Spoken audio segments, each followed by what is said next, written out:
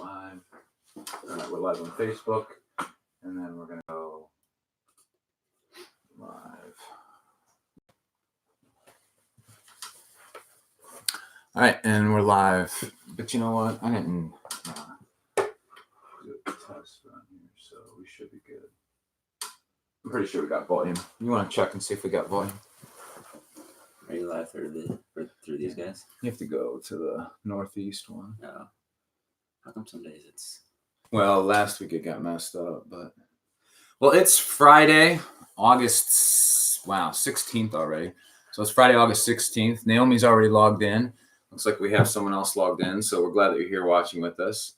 Now, I got to admit something today, and that is this, that normally this show is kind of crazy and humorous, and we kind of poke fun and make jokes and all these kind of things. But today is going to be super serious because the guy that's with me, he's just a serious dude. He doesn't like to mess around. He likes to talk like real stuff. He doesn't like to crack jokes. And so we're going to try to be serious as we can today and go from there. We're going to talk about some serious issues. So this is a good friend of mine, Brandon Hillman, and he's joining us today. And we're going to talk through some issues.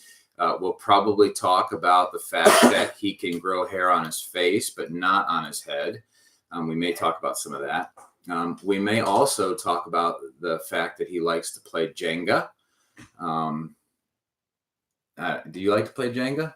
We have Jenga. Yeah. But since we have two boys, we have like only half of the blocks now. So yeah. That becomes an issue. Yeah. When you start losing blocks. It's true. Like camera adds 10 pounds because I feel like I look like a balloon right now. Yeah. Well, this shirt's awfully tight on me too. So I don't know. I'll probably have to give this to Brian, although Brian's getting pretty hefty too. I look like I played on the offensive line for the Ohio State University right now. I wouldn't go that far, but I would definitely say that it does add poundage to us. But so yeah, Brandon's with us today. Brandon's actually a math teacher. He's been a math teacher for how many years, Brandon? This will be year 11. Wow, 11 years teaching math. Wow. That's crazy. So I messed up probably, about 1,600 kids' lives during that time. What? 1,600? Maybe more. I don't know. Interesting. So it's been a lot, yeah. Yeah. And when you say messed up, you don't mean from a character standpoint. You mean that you taught them something that's absolutely useless for them in their everyday life. Is that what you're saying? Probably both. Okay. But yeah, it's a struggle, as I get older and the hair starts falling out. Yeah, right. It's a struggle. Right. And so you're married. I'm married. Hi, Karen. She's not watching. She's like, this is ridiculous. Why are you even on here? Really? Yeah. She doesn't like it at all. Well, she's just like, what do you talk about? Is there anything worthwhile that they talk about? Yeah, there's not. When she knows that the previous two people that are typically on here, we won't say any names. I think one of them's logged in today. He might be logged in. Yeah. She was like, yeah, is there anything that gets accomplished? I'm like, I don't know. It's usually a long time, and I'm usually at work when things go on, so I don't really listen to it all. Well, it's kind of like a couple years ago, we did that parenting Friday night live cast parenting thing. Nothing got accomplished that night either. You remember that? It's true, yeah. Yeah. It was fun. It was fun. Do it again. Yeah, we're going to have to. Maybe we'll do one on marriage this time. Yeah. Because Yeah, we talked about that. Yeah. All right. Well, either way, so let's talk a little bit about math. So you've been teaching math for 11 years.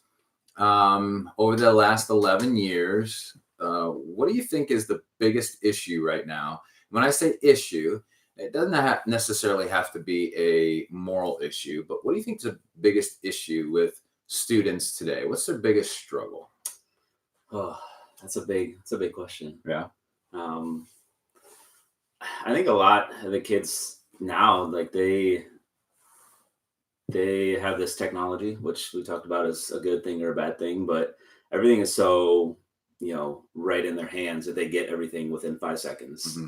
And so when they don't understand math within 5 seconds, they just literally give up. Gotcha. And I'm the same way with our phones. We want things to be here now. When the Wi-Fi is lagging, we're like, what is wrong with you? You should be doing your job. Mm-hmm. And so they get that way, and they don't want to dive into the math. And I get it, 2 plus 2 is 4, and they don't really see the importance of it. And It is 4? it's 4, yeah. Wow. Some believe it's 5, or giraffe. I don't know. Giraffe is interesting. Yeah, the base, just getting kids to, I guess, be motivated about learning math. Okay. And understanding that it is a struggle, and to embrace that struggle, and not just to, push it off and like, I don't have to worry about it, but to kind of, and I always like to treat it as like a real life situation. Like when you're going to struggle in life, which we all do and all will, right? How are you going to handle that difficult situation? Mm-hmm. Are you going to overcome it and persevere, or are you just going to dismiss it and hope that it goes away like a bad sickness or something? Yeah, right. Which we know a lot of bad sicknesses don't always go away. Right, that's true.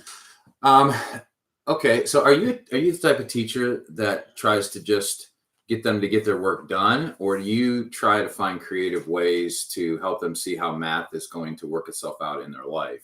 Or is it just like, learn this theory, or learn this, a squared plus b squared equals c squared, just memorize it, learn it, get it right on the test, and you're done? Do you know what a squared plus b squared equals c squared is? Pythagorean theorem. Pythagorean theorem. Yeah. It's good. Yeah. What is it used for? That's geometry. What is it used for? Well, I think it was used in World War II to probably figure out where the coordinates were to drop certain things on people. It was torture. They used it for torture in World War II. Did they really? I have no idea. That would be interesting to know if they did. It's pretty bad. I shouldn't have said that. That'd be interesting. In the United States, probably the ones that did. Yeah. But no. All right, before we get into this, where did the Pythagorean theorem come from? And exactly, can you explain to us what it is? It's Pythagoras. Okay. And he was from my understanding, math major. I don't know.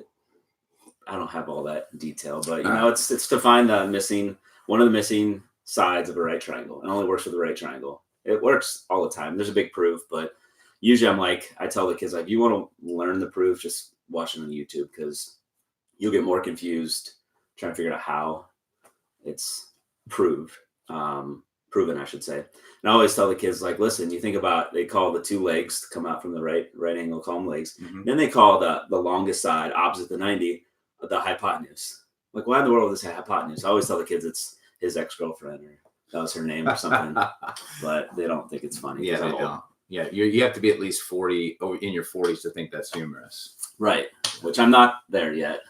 So no, you're not. It does look like it, but you did make the jokes. Yeah. What was the question? Original? Well, just if your kids, are you the type of teacher that just says, hey, just learn this stuff and get it done and get through here? Or do you try to get creative and try to help them see how this could work out in their life? So at the beginning of the year, I always have this, like, new start, fresh start. We're going to do these new things, go, go, go. And then by like week 2, I'm like, just do your homework. But there's some things where you just can't, I guess, sugarcoat it and try to give them, it just is what it is. Mm-hmm. But there are other things where I like to incorporate, like the possibility of it relating to a future job, the possibility of when they're going to need it, where it came from, the relevance, and things of that nature. But to be honest, we're in a day and age where even though kids are learning this in 8th, 9th, 10th, 11th grade, when they get to college and to the workforce, like I said, they'll have it right there on YouTube and everything. And right.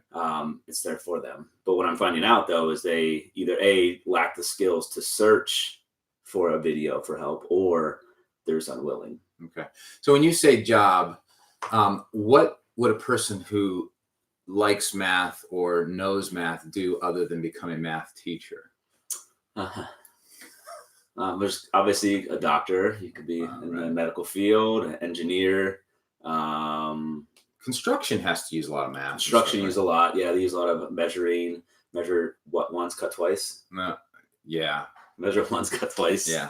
That's what I do. Well, first, before you cut the second time, you got to go buy another board. Right. Yeah.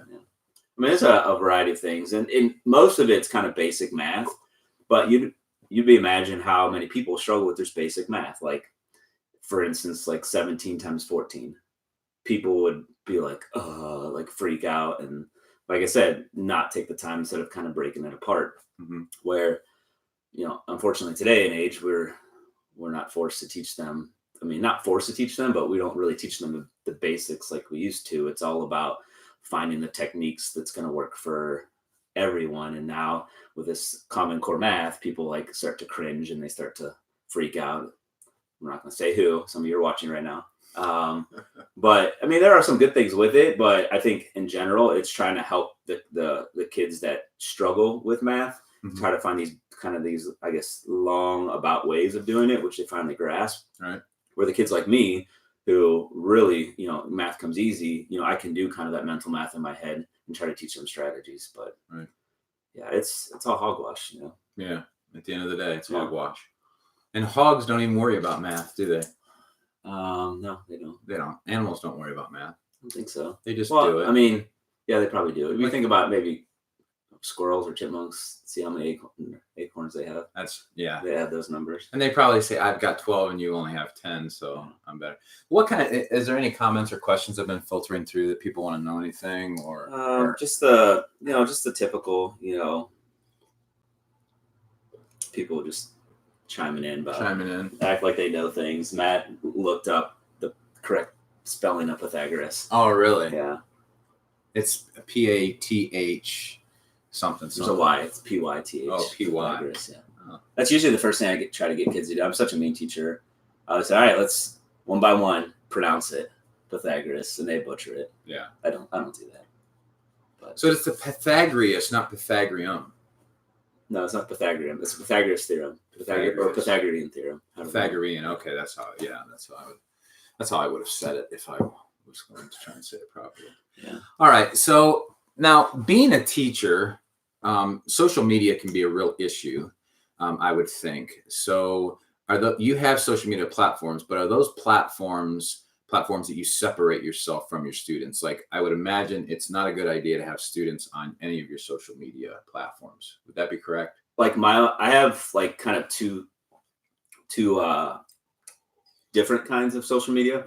I have I'm obviously on Facebook and Instagram and Twitter. Never got on the Snapchat. Just, I don't know. But if you have a student that friends you, did you just like not? I know I don't. I just reject it. And sometimes kids will just keep asking me once they find me and stuff. I'm like, but I kind of work my names so that they can't find me. But I do have separate accounts where I have like an actual teacher account for Instagram and for Twitter that I post things. And so not just the kids could follow and see what's going on in class and ask me questions, maybe in off hours, but also like the parents can see what's going on in the classroom and stuff. All right.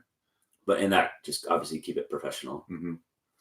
Yeah, because I would think that's important, not only from a teacher standpoint, so that social media is not interacting with the kids where you could get yourself into some kind of a discussion where you could get in trouble or anything like that. Not that you would intend to get in trouble, but just any kind of weird thing that could be said.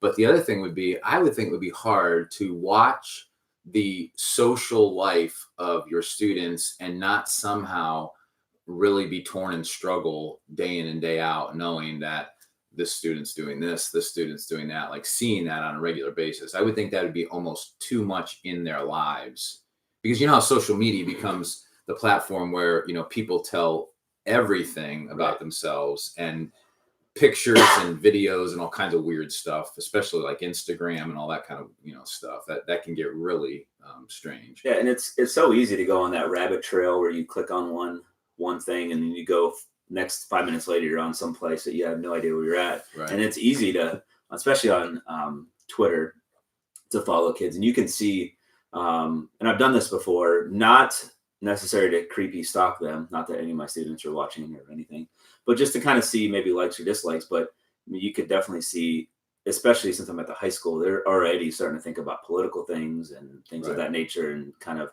maybe stems from, their upbringing and from their parents and stuff. But that would just be, it would be a lot to, and I know, kids nowadays, it's, they're involved in things that they obviously shouldn't be. I mean, when we think back when we were in high school, 5 years ago?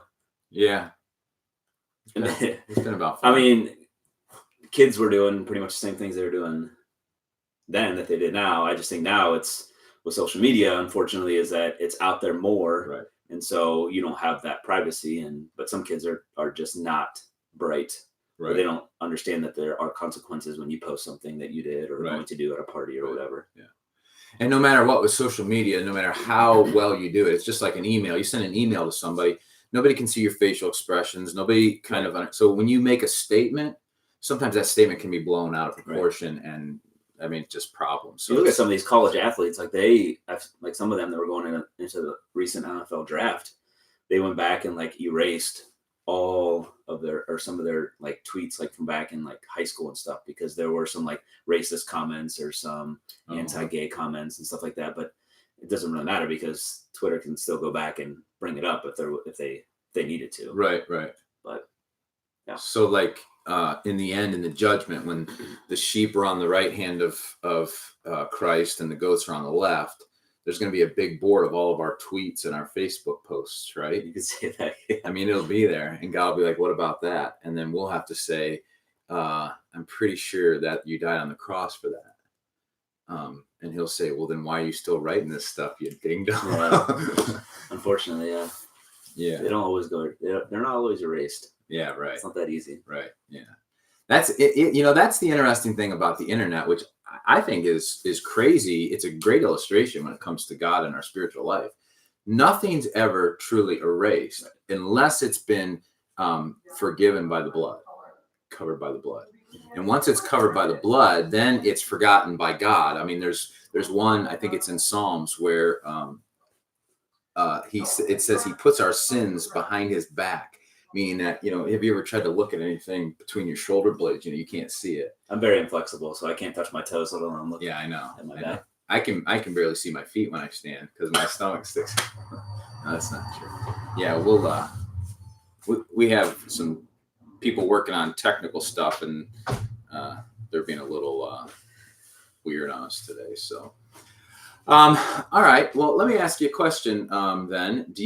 When you came here today, did you have anything on your mind that you said, hey, I hope we get into that. I hope we talk about that. Was there anything you wanted to talk about today? Not necessarily. I think I talked to you a couple weeks ago or so and I mentioned that I've been walking through the book of Acts. And you said, enjoy the ride or whatever. And it's crazy. But I think, like I mentioned, you know, to me, Acts is all about, you know, obviously the start of the new church, but showing the boldness of those first, you know, believers there in the first church and how they were willing to just preach the gospel without any hesitation, knowing that, you know, they could be, you know, stoned to death or imprisoned and everything. And, you know, I think about, like I said, at the beginning of the year, every school year, I always, you know, have this vision that I'm going to ever get there early in the morning and pray for my kids, like my students and stuff.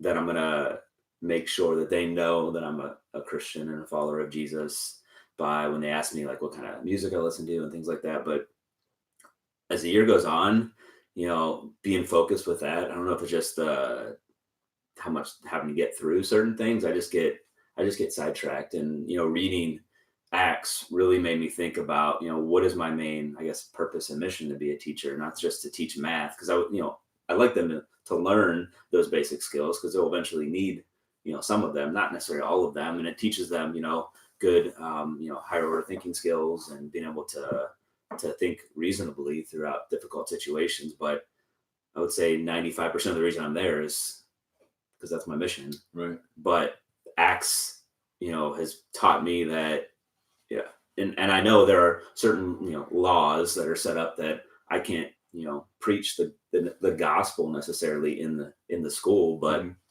I mean, who's to say that I can't be outspoken and just tell them that I'm a Christian and let them know and stuff, not just by my words, but my actions too. Right. Yeah. Living out the gospel is huge. Was it Francis of Assisi who said, preach the gospel wherever you go, and if necessary, use words. I think that's a little overused because I think we do have to use words. Paul writes that how are they going to know unless someone goes and, you know, tells them, and how are they going to hear unless someone, you know, preaches to them. So we need to speak sometimes, but I don't think we always need to speak. I think this idea of always having, you know, the 4 spiritual truths, or what would you do tonight if you died, you know, where you would go, that kind of stuff. Not that it's outdated and not that you can't ever use that, tracks, those kind of things. I mean, they all have their place and time, But I think how we live in love towards one another it's huge. It's important. And when you read through the book of Acts, you see that those brothers and sisters were proclaiming the message constantly. But what's interesting is you'll hear pockets of conflict, like you'll see pockets of conflict between the brothers and sisters, but they don't run from it. They deal with it in there. And sometimes God just deals with it, like the Ananias and Sapphira story, where, they're lying to the Spirit. Right. And Peter says, listen, you lie to the Spirit, man, this is what happens to you. And then fear struck everybody. The fear of God was in everybody. So God dealt with it sometimes they had to deal with it. But when they dealt with it, even though sometimes they would have sharp conflicts, like Paul and Barnabas and the whole Mark thing, when they would have those sharp conflicts, they would separate, but they dealt with it. They still loved each other. At the end of Paul's life, Paul says, hey, bring Mark, to me, because he's good for the mission. So they learn how to love each other. And even in the midst of that conflict, whenever, whatever reason Paul didn't agree with what John Mark, was it John Mark? Or just Mark? I can't remember. I think it's... Well, you're talking about the writer of the Gospel of Mark? I think so. I think that would be John Mark. Yeah. Whenever they had their disagreement with him and Barnabas, and they kind of split their ways, even though there was that disagreement, they still split. But they went two different places. They both, if they didn't have that disagreement, who knows if they would have reached, as far as they did. That's right. That's true. I was even thinking that, at the end when Jesus said, I will, make disciples, throughout, basically everywhere. Mm-hmm. The disciples and the apostles and everybody, like after they were filled with the Spirit, they were just kind of there. I mean, they were preaching in their vicinity, and it wasn't until they were persecuted did they actually up and leave and scatter. And, unfortunately, we all think that with Christianity, it's going to be perfect and we're not going to have, issues. But you got to think that maybe that persecution might have been a little bit from God. And they knew that they were getting persecuted. And without that persecution, they would have been stuck, and the gospel would have never gone to where it needed to go. Right. Which is crazy. And again, for me, and the working, not just with my students, but my coworkers, to stand up to what is true and not just give into the conversations that are happening, whether it's gossiping about a certain teacher or another student, or just, nothing that needs to be heard. Right. By standing up for that, even though it might mean that even adults might backlash or say something that might offend me. Right. But right. Yeah. And Sunday morning, we've been in the study in the book of Luke, and Sunday morning we were in chapter 10, where Jesus has sent the 70 out.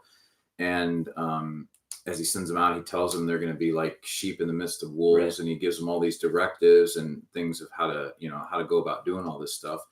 And as he's, sending them out, I'm trying to think of relating that back to, the whole idea of what you were talking about. But, as we were talking about that Sunday morning, man, I just lost my thought. So I don't know exactly where I'm going. Where were you at with this? Can you, man, fill me in again? What? Where you were just at? You were just talking about Acts and the persecution of the persecution. Yeah.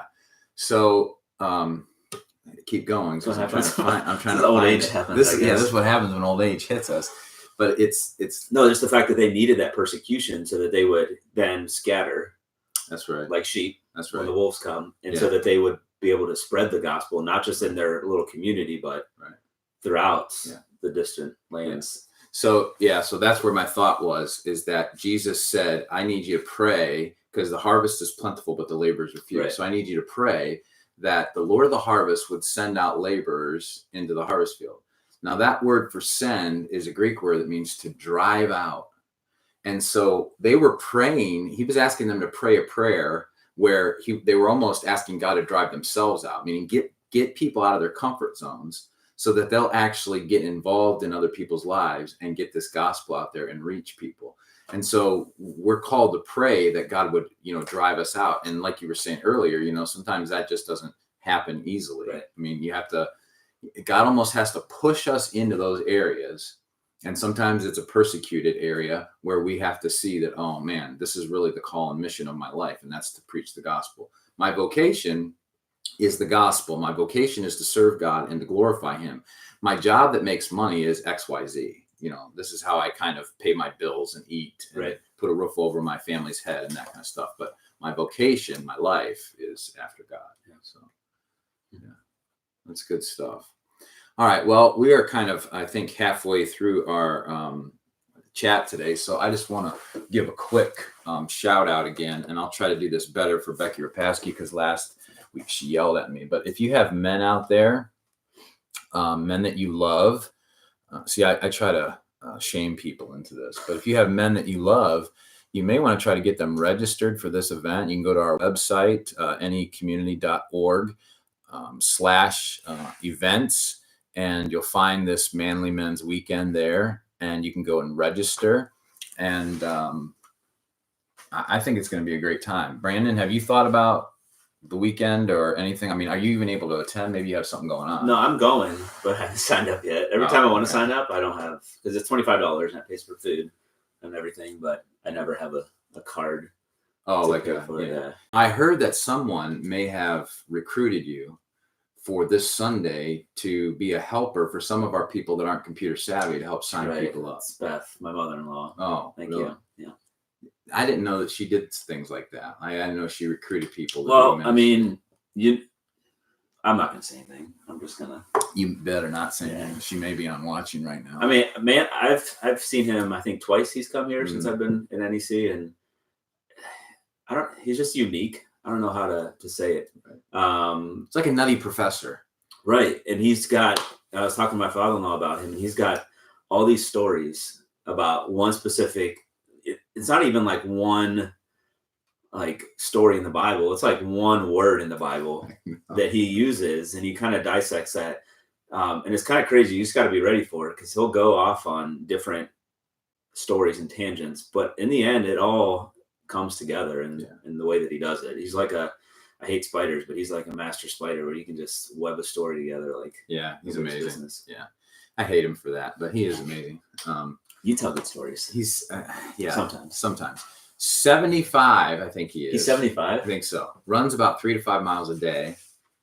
Tries not to eat any sugar. Although I want to nail him on this when he gets here. Last time he was here, he stayed with us. If you remember that, This was a couple years ago. And of course, I'm feeling shamed the whole time because my boys are letting him know how horrible of parents April and I are by all the things that are going on in the house, and different things like that. So I'm feeling convicted and all this stuff. But he knew that I was trying to stay away from sugar and different things. So he hands me this bar, and it's a bar. The label of the bar is called Think Thin. And he says, no sugar in that because he stays away from sugar completely. Right. So he hands it to me, and I'm like, no sugar. So I don't really bother. I just, he's a man of God. There's no sugar in this thing. I start eating this thing. I'm like, wow, this is a pretty good protein bar. And it's plant-based, if I remember right. No, it might be whey. They have plant-based ones now, but it had whey protein in it. So it's still milk isolate stuff. So anyway, he is, and I see this is kind of stuff Karen's like, do you talk about anything important? But anyway, so he gives me this bar, and I'm eating it. So then I start to go on this Think Thin kick. And I'm buying these bars because they're so good at eating them. And pretty soon one day I decide to look at the back, and it says 0 grams of sugar, or no, it says like 1 gram of sugar or something like that. But then down below it says 12 grams of sugar alcohol. And so then I begin to research what is sugar alcohol. And sugar alcohol is just simply, it's a chemically, they alter the sugar somehow so that it doesn't get processed as quickly, I think, in the body. I'm probably hacking this a little bit, but it's still sugar, and eventually it still gets processed as sugar, and eventually it's going to raise your insulin levels and all that kind of nasty stuff that you don't want sugar to do. So next time I see him, I'm like, you still eating those Think Thin bars? And I'm like, and if he's like, yeah, I'm like, it does have sugar in it, dude. And not only did he lie to you about they didn't have sugar, but there's alcohol in it too. And he took an oath in the Nazarene church that he would not drink. And Becky asked, did you get drunk? Because of the sugar alcohol? Yeah. I think, to be honest, I think that's been part of my issue for the last couple of years. Yeah. I think I was drunk most of the time. Yeah. That would explain a lot. Yeah, it would explain a lot. I'm just kidding. Is he? So I imagine after spending a couple of days with you and boys in April, he's not staying with you guys. He's not. No. Now that's not of his choice, though. I think if he had a choice, he would have wanted to come back. Right. Because we do cook some mean breakfasts and dinners and things like that at our house. I mean, you eat well when you're there. But Jim and Jan have been kind enough to want to host him, and that'll be a really beautiful setting for him to be in. Manly, if you're listening, you need to find somewhere else to go because Jim and Jan. Yeah. Actually, it'll be nice. Yeah, it will be nice. But I should ask him to start watching this and see if he would actually want to be on this. Like, because when he comes in Friday, I'm going to see if he'll come a little early and be here for the 10 o'clock, and we can kind of Q&A him and stuff. It'd be fun. Speaking of no sugar, we've been trying not to eat so much sugar stuff. Mm-hmm. I say that, well, Karen, I should say, has really tried. We went a whole month there of not eating sugar. Do you remember that? Like in April or whatever? Yep. Which I think I lost 15 pounds that month. But not only did I like stop sugar, like all processed stuff. That 15 pounds was also because we had strep and I had a stomach bug. So if you want to lose weight, that's the way to go. Yeah, get strep. Yeah, find somebody that has strep and drink after them. Right, that'd be the best. But that's true. Yeah, or just be a teacher. That works too. Yeah, lick the desks. No, that's weird. That is weird. But you know what could be on those desks? Oh my goodness! To be honest, I think I'd rather lick the bottom of the desk than the top. Oh, it's pretty gross. All right. It's so hard to eat without processed sugar and stuff like that because I think I've got something good. Like you and I ran into each other at Aldi the other day, and I'm like, oh, we got these. They call them the health bars, and they're like 15 grams of sugar. It's disgusting. Yeah, they're good, but and some of them aren't even that good. I shouldn't say that. Like I'm not going to waste my calories on that. Right. Yeah. But here's the problem with me though. It's like Karen's been more back with not eating the sugar as much and stuff, and I'm not as bad either. But like last night, I took the boys to get ice cream, and I got my ice cream, and I haven't had ice cream in so long. I like scarfed it down, and I instantly started feeling horrible. Mm. But then Jackson needed help, so I helped him. And then Carter didn't finish his, so I finished his off. And we got home, and they're like, "You want to run?" I'm like, "Can't do it, sorry." But it's difficult, and discipline, I should say, is the big thing in turning and not having sugar. Yeah. My biggest struggle right now is I tend to get my sugar high from my fruits. So, for instance, if at night I want a snack and I want something sweet, I'll take like 5 or 6 dates. And I'll dip them in I make homemade almond butter. I just get almonds and dry roasted almonds, and I mix them up and make my own butter. So I'll dip those in that. So it's almost like a Laura bar, by itself without some of the other stuff in it. And so, but that, even though there's fiber in there, it's better for you because it doesn't get processed as much.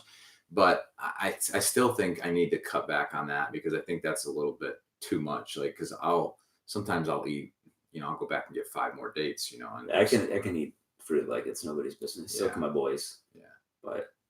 And that's the thing with everything is like, it's not that, eating, a cookie here or there is bad, but for me, I eat one and it's just like, you never watch Friends?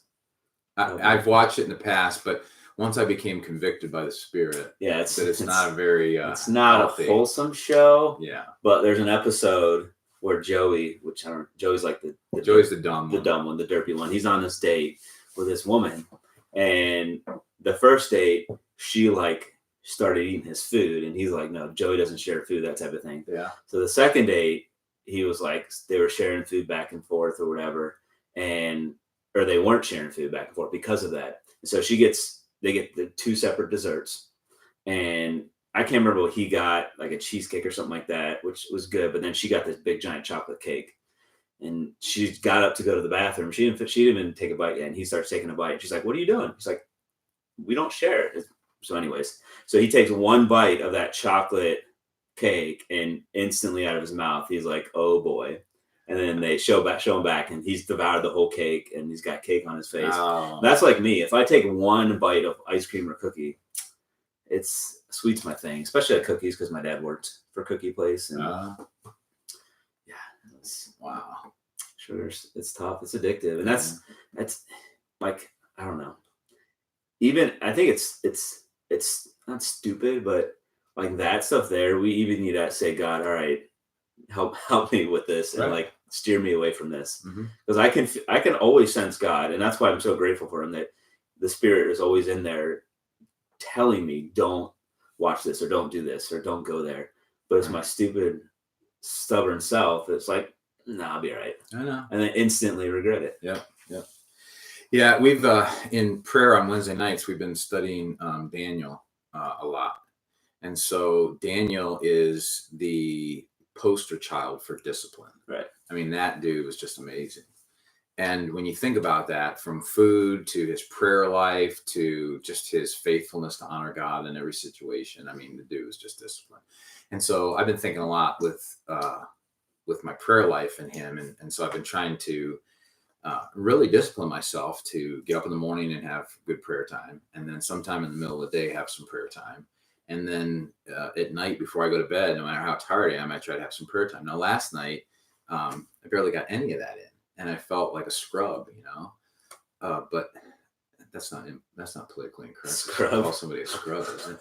Anyway, I felt like a scrub, and A bum. Yeah, bum, whatever. But bums are okay; they're good people. But I just felt like horrible. And yet, here's the thing that I've been learning too over the years is that God is always patient with us. But that's who He is. He's patient.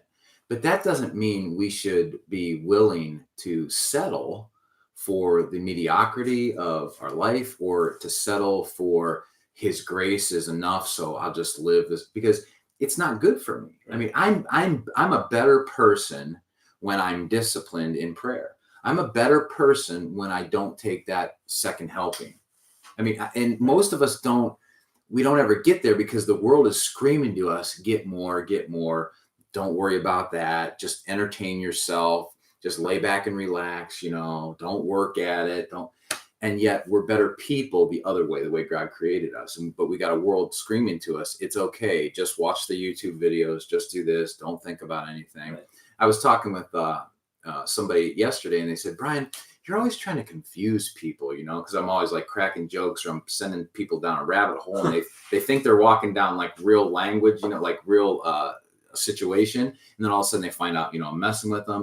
And they're like, you're always confusing people. And I said, I think one of the reasons why I do that is because people need to think, and most people don't think a whole lot. So if you're just kind of just basic kind of yes, no, here we go, and you don't get people to think about an issue, then they won't, because their minds are just turned off. Yeah. And that's, unfortunately, I can't remember, like, technology. I'm trying to think what the stat is. I'm going to totally butcher it, but like there's people have been since like I think your boys, or maybe even starting my kids, but like in that range is the first time that kids have been like 100% dealt in like technology in their lives, like throughout everything. And like the amount of kids now that are on anti-anxiety medication and stuff like that. And I guess that's going off of your idea of thinking, but I mean, there might have to be some type of a connection to that, yeah. But so many people are on antidepressants. Mm-hmm.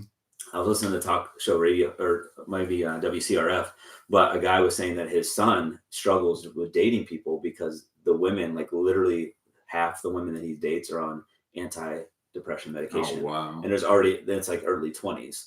And it says it's all because something that happens with our eyes and the phones or the computers or whatever, and it just kind of does something with it. And like I said, I don't want to, butcher it, but it's a hindrance, and too much of it. And I can tell, like, when I'm either too much on my phone or whatever, I just have a horrible attitude. And I don't know if it's just chemicals that have been changed in my mind or whatever, and I just need to like take a break. But it's bad.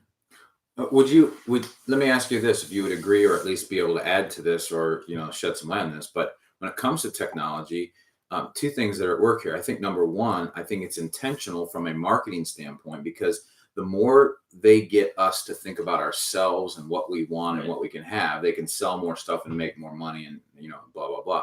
But the second thing is, I think it's demonic in the sense that it is a trap and a way for us to get our focus off of Christ and off of God and get our focus into things that don't matter. Right. And I think when we think about people, that's all they strive for in like social media. It's got to be why a lot of kids are stressful nowadays or bombarded, because they look at, why did Billy get 100 likes and I only got 5 or whatever. And that's all we're trying to do. And it's not even just kids, it's adults that take selfies. And why are you taking a selfie? Right. Why are you I feel like I'm 90 years old right now talking, but you're just trying to get people to acknowledge you and just to say that I'm perfect. I'm okay. I can, as long as I'm accepted by these people, then what is happening right now? I don't know. I was going to say I found Brand's iPad. Oh, nice. So I can use it to Great. This is what happens when people try to talk to you from outside of the screen. So you have no idea what's going on. You just know we're being distracted right now. So Nathan, you could say hi if you want. Hi. Okay. Yeah, I'm like I might have ADHD. I don't know if it could be the technology that has made me ADHD because I lost my focus and I just kept looking over. Yeah. Nate, but, No, I get it. I get it. So anybody chiming in with anything I good? don't know. here? Becky's talking about Netflix is hosting. You can pay $1,000 to watch all Friends episodes continuously. I Wow. don't need that. Yeah. Matt said, "Do I have to come to church on Sunday since we're watching this, or does this count?" It actually does count, but if you want to be an overachiever and you would like to somehow work your way higher up the chain of righteousness, you could come. But that only usually works in the Pharisaical church. Right, and that's not us. No, it's not. So you have to go somewhere else. Yeah. So if you want to go to any other church, you can do that. Preferably. Do you know who this person is?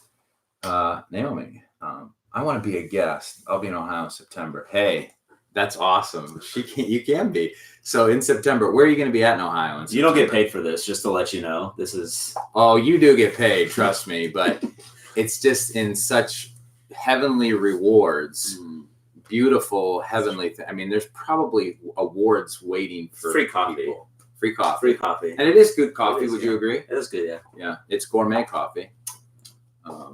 So it is good. Naomi, where in Ohio are you going to be and how close are you going to be? Because I think we have Becky Rapaski has set a date too that she's going to be coming in. I don't remember what that date is.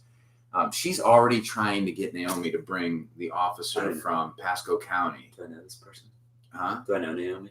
No, Naomi actually, her and her family, her husband and children, we met them when we were in Florida as youth pastors at a Nazarene church we were attending. And they're a great family. And so Naomi, like the first time we logged on, or maybe the second time we logged on and started doing these things, she logged on and she's been like a faithful listener and watcher. Yeah, it's a watcher. She must like to be tortured. I think she does. I think she has a little bit of that in her. Yeah. I mean, she can comment on that, but she probably does. Zanesville and Cleveland. So Cleveland, you'd only be like, you'd be like 30 minutes 30, from 40 here. minutes away. Yeah, 30, 40 minutes from here. So that would be great if we could set that up. Class reunion, doing some senior photography sessions. That would be awesome, Naomi. We would love to have you on for a session. I'm not sure how you would be here and watch at the same time, but we can figure that out. Well, I have my phone. You have your phone. You can just do. That's true, because we need her to be chiming in too, Right. because no one else does. It's only her and 3 other people. So Becky doesn't count, so yeah, we can't really. Yeah, and Becky, I don't think this officer's coming, so just please, just stop it. I mean, I understand, but no, I'm just playing. David and Maria on. Becky, you're too funny. Yeah, she is too funny. Now, when Becky comes on, though, I think she's going to bring some pictures of Bigfoot. Is she really coming on? Yeah, I want to say is it the 30th? I want to say it's August 30th. I think it's at the end of this month, Becky, if I'm not mistaken. I think that's the date you gave me, but maybe it was September 30th. I could be wrong. But I don't know if I think she might have some actual footage. Bigfoot? I think she might have some actual footage that we can put on. Yeah. Yep, 30th. Becky's coming on. Becky, do you have actual footage of any kind of pictures of Bigfoot? And if so, we would like to bring them because we'll make sure we promote that because I think people would want to see that. Is Bigfoot real? Well, it depends on what size foot you're talking about, because I think what's Shaq? What size foot does Shaq have? I don't know. He's 15. It's like a bus. 16. Yeah. We got Carter for his birthday because he just got into like Where's Waldo. Mm-hmm. That's like his thing. Which have you ever done those before? Where's Waldo? We've done that. There's a satanic element to that too, but no, I'm just joking. All right. Really? So no, I don't think so. I don't know. I've never thought about it. Well, we got him like books like Where's Bigfoot? One was there, and it's Bigfoot. It literally talks about like where there have been so-called sightings of Bigfoot, and it's all like comical and stuff. So it's not. I don't know if they're taking it serious or not, but right. it's like I've never seen Bigfoot. I don't know if. Yeah. That's one thing. I've never seen Bigfoot. I've never seen an alien spaceship or a Martian. And do they all have to come from Mars? Is that why they call them So, yeah. Martians? Men are from Mars. Yeah. Or a gray. I've never seen a gray. A gray. A gray. They call them grays. I don't know. That's the ones with the big heads and the big eyes, Oh. small bodies, the grays. Never seen one of those. I've never seen, I can't remember what they call them, but man, maybe Becky would know what they call them. But they're these, I guess, super tall people with blonde hair and I don't know, maybe Nordic is what they call these Sounds right. people. But anyway, I've never seen any of these things. And yet there's a part of me that says, from a biblical standpoint, from a spiritual standpoint, I know weird stuff exists. Right. I mean, C.S. Lewis was a great one. The creativity and the imagination of C.S. Lewis in his books and his writings that could create things that weren't just part of his imagination. They were also from a biblical foundation. We read about these creatures and all these different, images in the Bible. And so I think it's definitely plausible. If it's probable that it's happening that much, right. Maybe not. But either way, I think it's possible. I've always been interested in that stuff, like not the demonic side, but like whether or not ghosts are real or not. Mm-hmm. I don't know why I'm interested in that, because like every once in a while, this has been for a while, I would like watch like ghost hunters. I'm like, all right, how much of this is actually true and how much of they Right. fabricating it? Staged or yeah. But I remember there was this one kid who said that he would see so-called ghosts, and this was probably like he was just out of high school, and he told me a story where he was laying in his bed and there's one particular ghost, and he like woke up with like this terror, like something was watching him, and he like rolled over, and he said that he saw this demonic face just staring at him, and then just was gone. Mm-hmm. I'm like, that's some crazy stuff. That gives me chills even thinking about it. I don't know how much it was true or how much the kid, because he had a pretty messed up home life, so who knows, what was going on with that. But some of that, it interests me because I know, and we've had probably conversations like this before, that demons exist, obviously, right. And so do angels. How much of that is real and isn't real, and stuff that right. we see, and these so-called people that try to.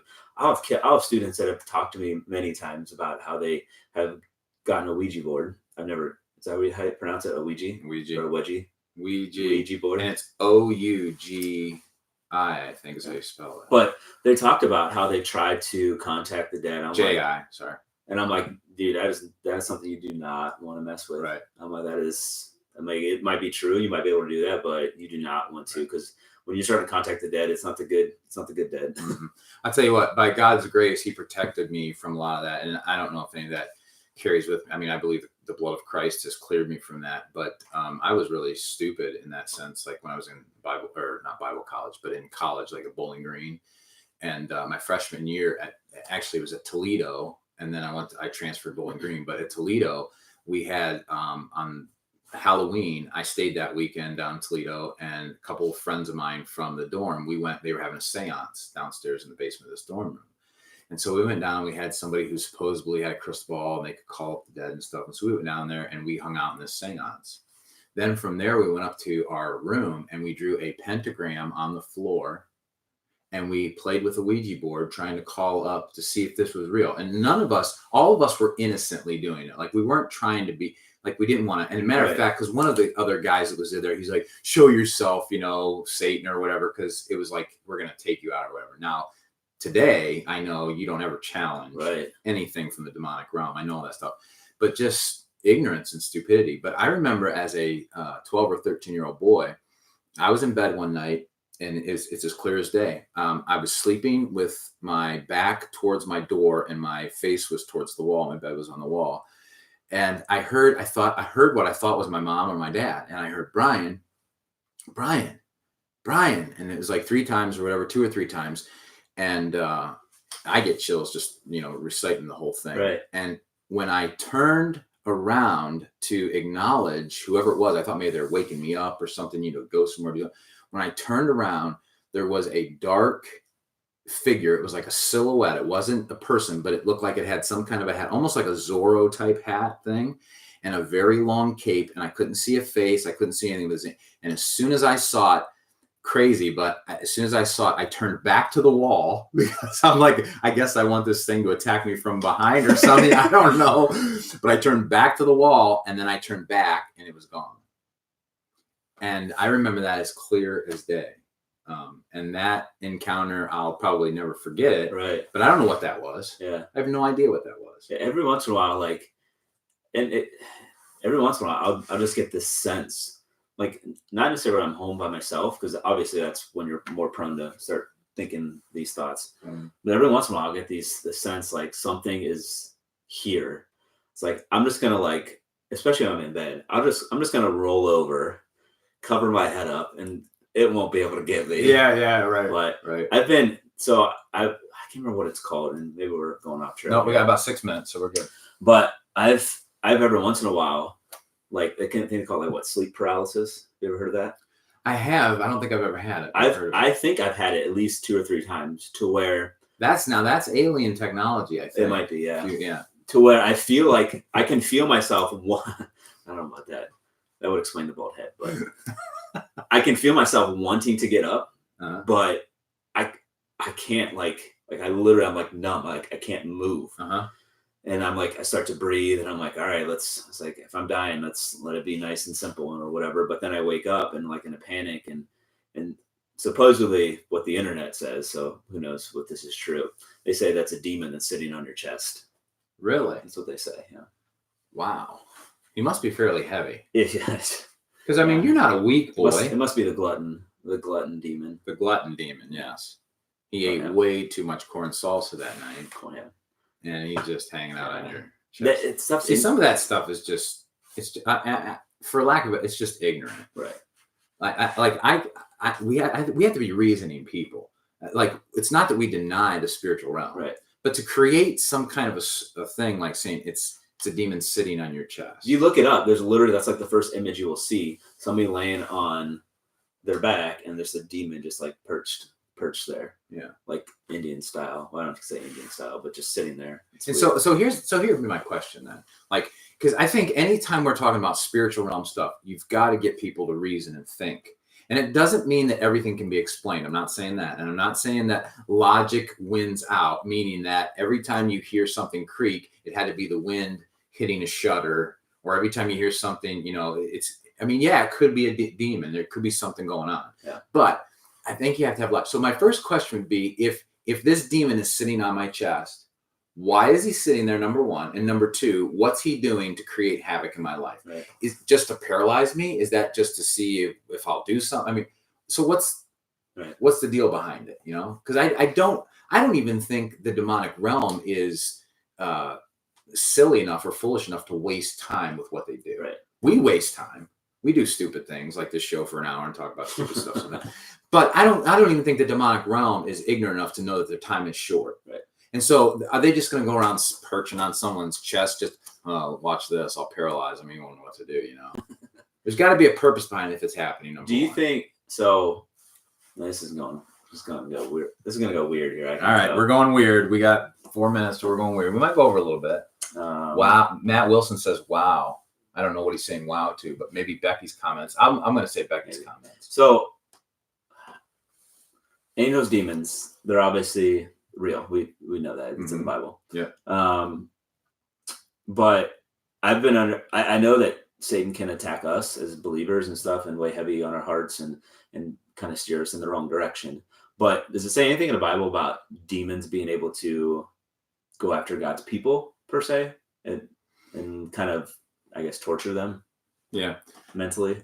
I don't know that it says so much about the demons being able to do that, but it's clear that Satan himself in the book of Job, you know this, the book of Job, he comes, Job is a follower of God. And so Satan says, hey, if you let me have Adam, he'll disown you. He'll be done. And of course, that whole story leads us to see that Job had some issues in his life that he needed to get right with God. But at the same time, he faithfully followed God in the midst of all that persecution. And the demonic realm was able to touch his family. The demonic realm was able to touch his finances. And then the demonic realm was able to touch him physically. And so somehow in that, and there's in that whole thing, he had to have had some spiritual depression and issues going on, and yet he still clung to God and stayed close to him. Now that also takes you into the book of Revelation, where in the book of Revelation it says that the enemy in chapter 12, he attacks the saints of God. He makes war against the saints of God. So I would think that the demonic realm, and I think that's going on now. I don't know if that's future tense. I mean, it's debatable how that works out, but especially in chapter 12, when Satan falls with the third of his angels, and then it says in there that he makes war against the saints, because he couldn't get the lady and her child, the woman and her child. So then he makes war against the saints.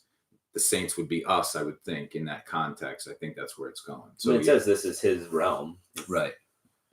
Right. And that's interesting too. I'm going to bring that up Sunday, just in some brief context. But when the 70 come back and they say to Jesus, you know, even the demons obeyed us, but they said in your name. So demons don't obey, or they don't have authority over demons because we're Christians. Right. It's in his name. He has authority. We don't have authority. He does. So what we do is we are then like conduits or ambassadors of that authority. And the problem in the spiritual realm or with Christians today is people tend to take and they think they have that authority. And I think that's a misunderstanding of Scripture. He has the authority. He has now dealt that to us to be ambassadors of that, you know, to deal with that thing, but it's still his authority. And so he gave them that authority, and they said, yeah, we have the authority over demons. And Jesus comes back and he says, yeah, I saw Satan fall like lightning. And that's interesting, because if you go back to Revelation chapter 12, Satan is in battle in the heavenly places with Michael the archangel. This is after the woman has had the child and she's trying to flee. And he has war with Michael the archangel. And then it says that Michael the archangel cast him out of heaven, and he fell with a third of the angels. And this idea of him falling like lightning, I want to say that Jesus here, as he was giving authority to the church or dealing out his authority, he was given authority there, not just at the end, I've been given all authority in heaven and earth, Matthew 28, but he was already starting that authority. And at that point in time, Satan was cast down to the earth, and then he was starting to make war against the saints. So that, I don't think that's chapter 12. I don't think that's something that happens like later on. It's happening right now. I think he's already been cast down. Yeah. And I think he knows his time is short now. So he was cast down somewhere in the middle of that when the 70 were let out or were sent out. And then at his crucifixion, I think Satan was already cast down in that time frame, somewhere in there. I haven't done the math or tried to figure out exactly when that would be, but somewhere in there, I think that's when Satan was cast out of heaven. Pretty heavy stuff. Yeah, because some people try to say he was cast out of heaven at the beginning of time, like after the creation of the world, he was cast down sometime. But I think he still had access to heaven. I think he still had an abode up there, because even in Job, it says that he came among the other angels. He still had access to the heavenly realms. Well, isn't it in the Old Testament somewhere in one of the first 4 books that it talks about Satan being cast down, or no? You mean Genesis, Exodus, Leviticus, Numbers? One of those first 4 books. I thought it kind of gives a little bit about the fall of Satan, or is that in the Psalm or David? I can't remember. You might find some of the information. You might find some of that in the psalmist. Yeah, David's Psalms might talk about some of that. Isaiah 14 and Zechariah. Now you're testing me. Here's it, Ezekiel. I think it's either Zechariah or Ezekiel 28. It's one of those prophets. I want to say it's Zechariah 28. I think it's Zechariah 28 and Isaiah 14, which talks about the kings of Tyre and Babylon and being cast down. And that's the fall you're talking about, maybe, possibly. Maybe. I don't know. I just thought maybe there isn't in there. Maybe it's just about when he was cast out of heaven. I thought him and all of the people that backed him up. Mm-hmm, yeah. Well, Revelation 12 talks about that. And then I think if what you're talking about, I think it's Isaiah 14 and Isaiah 14 and Ezekiel 30, 28. Yeah, 28. Yeah, Ezekiel 30, 28. So but those are references to, which is interesting. Those are references to kings, actual kings. But then the language starts to make you, or get you to this place of understanding that he's not talking just about the king, but he's talking about a spiritual force behind the king, which is a satanic force or is Satan himself. And then the idea of him being thrown down or cast down. Yeah. So, but yeah, they'll do whatever they can to mess up God's creation. Sorry. Yeah. Side note, let me bring it up here. I don't know Yeah. if I can find it. But there's a new. You watch Netflix, right? Yeah. We're gonna go just a couple minutes longer today, if that's Sorry, all right with everybody. apologize. No, we're going. But there's a new. I cannot remember the show. Oh, it's. See if I can find it. It's called The Family. Did you see that on Netflix? I think I heard about that just recently somewhere. Go So I ahead. can search for it. I can't remember the actual. Here we go. But and this is I don't know. This is where my mind's going for some reason. We'll see what it searches. But it goes in there line like The Family, as in the. Here we go. It's an how do you say that? Enigmatic. Enigmatic. We don't know what that means. We can pronounce it, but we don't know. An enigmatic conservative Christian group known as The Family wields enormous influence in Washington, D.C. in pursuit of its global ambitions. So it's pretty much, it's got to be true, right? It's a series on Netflix. But it's pretty much talking about like the presidents and how they're so-called Christians and how they flaunt this idea that they are Christians or whatever, but they're really not. And they call them The Family. And then there's like the supporters. I cannot remember the name of the guy. I'm not really, Matt, you probably know. I can't remember the name of the guy, but the guy that's been there behind the scenes with the last, I don't know how many presidents over the last couple of decades. Epstein. Yeah, that's probably right. So it's all about that. So I don't know how much of that is true. But for us to actually believe that our presidents, maybe I shouldn't say that because they're probably going to hunt me down right now for speaking that. Yeah, okay. All right, that's true. We're too small and they're too powerful. Yeah. Watch them show up right now with a drone. Right. But that'd be pretty awesome, actually. That would, yeah. I don't want to be more scared of demons or the drone. Yeah. But it's pretty much false, and they're kind of running this country under false pretenses of being a Christian idea. Yeah. It's interesting. Something to think about. It is interesting because even like if you're a conservative, when your Democratic president's in there and they claim to be a Christian, the conservatives are like, oh, they're not, and everybody's talking about them. And then when the Republican gets in there, or whatever that is, a conservative person, the Christians tend to rally around them in hopes that they could be a Christian. So what's strange about that to me is that even though they're not a Christian, because they're somewhat conservative, there's hope for them. But you get a person in there who's not a Christian, and right. all of the conservative people or Christians, all they do is kind of criticize instead of saying, hey, God could grab his heart, right, or whatever. No, you're true. It's strange. But I would agree 100% that the White House has rarely, if ever, seen a real true Christian influence. And it's interesting how they called it The Family. And you think about a family, like nobody really knows what goes on in the household of, we obviously, you're a pastor, so we would think that, things would be run, I guess, relatively smoothly. Nate, come here. We'll tell you the truth. But you don't know like what goes on in an actual family. And so we don't actually know what goes on behind closed doors of the White House. And you would think that they would have, the American people right in their best interest, but I don't know. So do you think if Trump gets a second term, that they'll have a reality TV show about the White House family, and they'll do that for the next 4 years? They might, but I don't know. You would think that that'd be really kind of neat. Yeah, that'd be pretty neat. According to Matt, Democrats have their own death cult instead of Republicans. Yeah, it's probably the same one. What's the one with the big owl? Bohemian Grove. That's right. Yep, that's one. Yeah, and not to mention all the islands that they all own. Yeah, Epstein was just a scapegoat for whatever's going on. Let's face it. I mean, I know you. I don't know if you did, but I know some other people like would dabble into that, the conspiracy theories there for a while. And to me, I'm like, there's nothing I can do to control that. It's not even worth my time. But it's interesting. Yeah.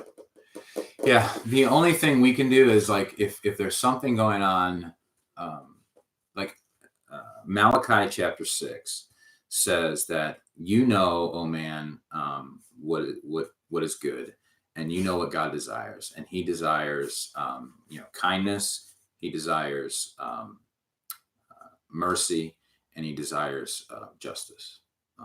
So to do good, to love kindness, and to do justice. So that idea of doing justice, I think, is that if there's anything that is unjust in the sense of the spiritual guidelines, that the moral bankruptcy of this world, and that's being done somewhere, and we have an opportunity to change that in somebody's life, I think we should always step out and do that. But we have to do it with love and consideration of everybody involved. But to sit here and think that somehow, we can control these people who have more power and more money than we have, and own islands and can do all that stuff, and to think we can control it by sitting here watching media that's giving us all kinds of messed up information anyway, it's kind of a waste of time to sit and watch it. So I would say the only way we can start to have an impact is what's going on in my sphere of influence, and how can I love and change and do justice to those people and those lives around me. That's the best thing. Well, what is our church motto? Is that really a motto? Love God and love people. Our mission statement. Mission statement. That's all we can do. Yeah. Love God, love people. Yeah, definitely. Especially people like you. Yeah, like you. Well, I don't know, Matt. Did he give anything else? No, he's just running on about. And Becky's talking about Clinton body count. Clinton body count.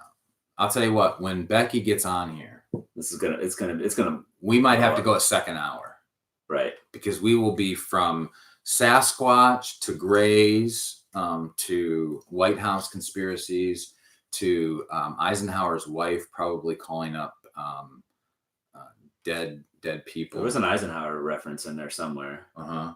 President Eisenhower made a pact in the 1950s. Was that the aliens? Oh, it might have been, yeah. Because I think it was, isn't it Hillary Clinton who tried to call up the spirit of Eisenhower's wife? Maybe that was it. Because Eisenhower's wife, I think, used to have seances in the White House, from my understanding. And I don't think anybody denies that I have seen. Like, nobody's like going, oh, that's conspiracy. I mean, It's just true. And then nobody denies either that Hillary Clinton had seances trying to call up Eisenhower's wife's dead spirit either. Oh, Naomi, 13th. She's booking herself. September 13th. That's a Friday, Naomi. Are you sure you want to do that? There are some weird things that go on Friday the 13th. Yep. Can't get any weirder than this, though. Yeah, I think if I can find a white hockey mask, I will. Matt said Roosevelt's wife. Oh, that's right. Roosevelt. Yeah. Roosevelt? You spelled that wrong, buddy. You need to go back to education. Oh, my God. He's a math teacher, and he caught you on a spelling error. That's big time. One thing I do is I speak goodly. That's right. You sure do. Eisenhower talked to aliens. Wow, this is getting out of control. It's probably in this. All right, so yeah, we're going to end this.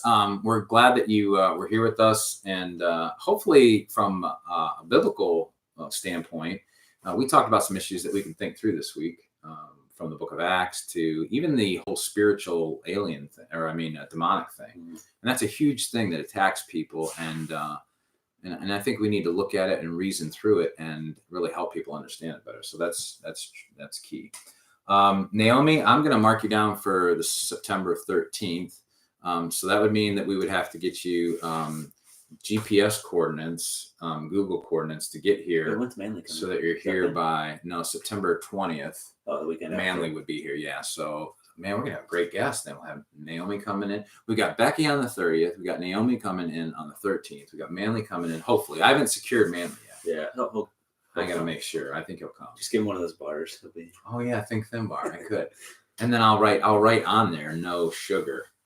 Liar. I think Matt and Mitch might be out of a job. I'm kind of wondering.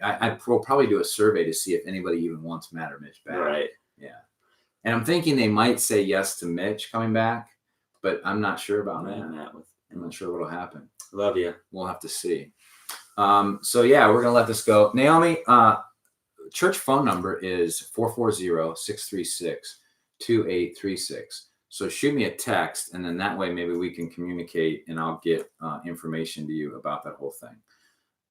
So other than that, you guys have a great week. Again, if you don't have a church to go to and you're in this area, you can find us here, and we start 11 o'clock.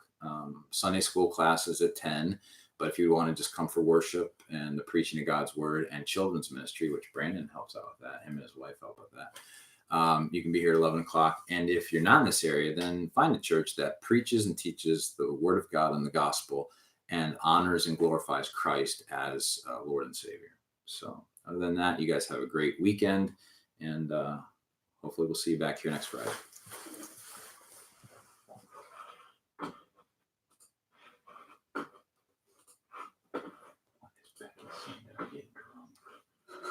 I think it was that the bars having alcohol in them.